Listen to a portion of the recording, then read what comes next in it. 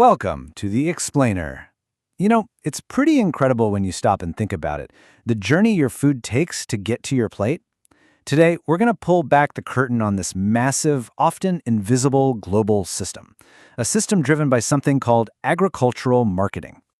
All right, let's start with a question that seems simple on the surface, but the answer? Whoa, it's incredibly complex. How does a single grain of corn get from a farm somewhere in the Midwest all the way to a tortilla in Mexico City, and at a price that everyone somehow agrees on? It's not just about a truck, right? It's a global dance of logistics, information, and economics. And agricultural marketing is the choreography for that dance. Okay, so where does this whole thing kick off? Well, it starts with the most obvious part, the physical part.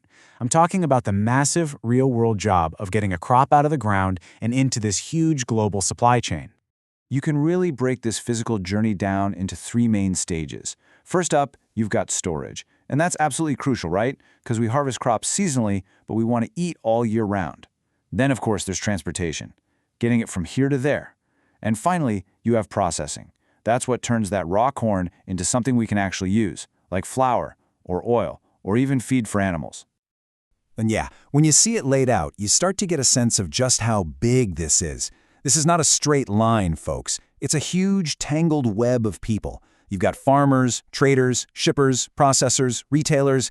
Every single one of them has a key role in just nudging that one little grain of corn one step further down the line. All right, so the corn is out of the field. It's in a silo, and it's on the move. But now for the million-dollar question. Literally, how do all of these different people, millions of buyers and sellers scattered all over the planet, agree on what that corn is actually worth?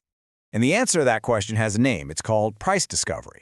Seriously, you can think of this as the absolute beating heart of any market. It's the process, the mechanism that lets a buyer and a seller, who might be thousands of miles apart and have never met, somehow land on a number they both can live with. That is the whole point of a marketplace. Now, if you remember your Econ 101 class, this all looks super simple on paper. You've got your supply curve going up, your demand curve going down, and that sweet spot right where they cross, that's the equilibrium. That's supposedly the perfect price, where the amount of corn available perfectly matches the amount of corn people want to buy. But where this all happens, man, that has changed dramatically. What used to be this chaotic, loud place with traders shouting and waving their arms around, well, now it's mostly a silent, global electronic network. We're talking about traders from every single corner of the globe buying and selling in literally the blink of an eye. But here's the thing. In the real world, those nice, neat supply and demand curves, they're not static, not at all. They are constantly shifting. And the thing that's pushing and pulling them is one single, incredibly powerful force: information. See, the price isn't just about how much corn there is.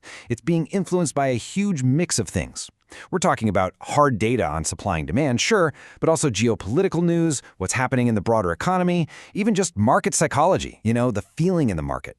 And the market is crunching all of this, all at once, every single second. And this right here is why news, and even rumors, can be so powerful. Think about it. A piece of news about bad weather delaying planting in the Midwest can shoot corn prices up today, even though the actual harvest is months away and nobody really knows how big it'll be. The market is trading on what it expects to happen, not just what's already happened. And what does all this lead to? Well, it means that getting good information and getting it fast becomes a massive advantage. It's a constant race. As the saying goes, in the market there's no reward for those arriving late, as the opportunities are fleeting. You have to be quick or you miss out. It's that simple. Okay, so we've got the physical journey, the trucks and ships, and we've got the information game, the price discovery. But what is it that holds this whole complicated system together? What's the hidden engine that makes it all actually work? Well, the best way to picture the entire system of agricultural marketing is to think of it in three big interconnected parts. You've got the physical stuff we've already talked about, you've got the exchange functions, the buying and selling, and then you have this third piece, which is just as important, the facilitating functions. And the key here is that you can't have one without the other two. They're all working in tandem. Right, so we've already covered two pieces of this pie. The physical functions, that's the whole storage, transport, and processing journey, and the exchange functions. That's the actual price discovery, the buying and selling. But it's this third category, these facilitating functions, that are really the secret sauce. This is the stuff happening in the background that makes everything else even possible.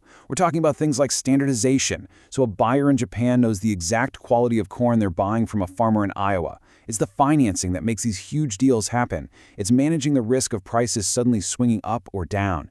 It's all the market intelligence gathering. It's the nuts and bolts.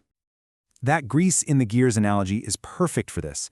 These functions aren't the gears themselves. They're not the corn or the money changing hands. But without them, that whole giant global machine would just seize up and grind to a halt. They're absolutely essential. So, okay, we've walked through all these pieces. The physical journey, the wild information game, the hidden background functions. Why should you care? Why does understanding this complex, kind of invisible system actually matter to you? Here's why it matters. That price you see on a bag of tortillas at the store, it isn't just some random numbers someone picked. It is the end result of this constant global conversation. A conversation between trucks and ships, between supercomputers crunching data, and between the very human emotions of fear and greed. And that really leaves us with a huge, important question for the future. In a world that's getting more and more connected, but also seems to be getting more volatile and unpredictable, what's the future of this global conversation going to look like? The health of this system, this journey from a single grain to our plates, is more critical now than ever before. And support agriculture by following the channel to show the power of the support you give.